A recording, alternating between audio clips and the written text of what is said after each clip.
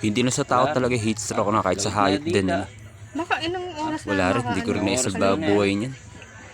Kahit nga rin yung alaga namin pusa na heat stroke din sa sobrang init. Pagbalik ko nga dyan, nakita ko meron pang isa. Akala nanganak pa ng pangalawa. Akala nyo nakaapat pa yan. Marami na naging anak na aso na yan. Kung di namatay isa, bali 5 sana yan. Kahit aspin yung aso na yan, maganda maglahi yan. Lahat ng inanak niyan, lahat magaganda. O, sino dyan yung may mga mahilig sa pet dyan? O, kunin nyo na yan. Pinamimigay lang namin yan. Kunin nyo na sa mga mahilig sa pet. Kunin nyo na yan.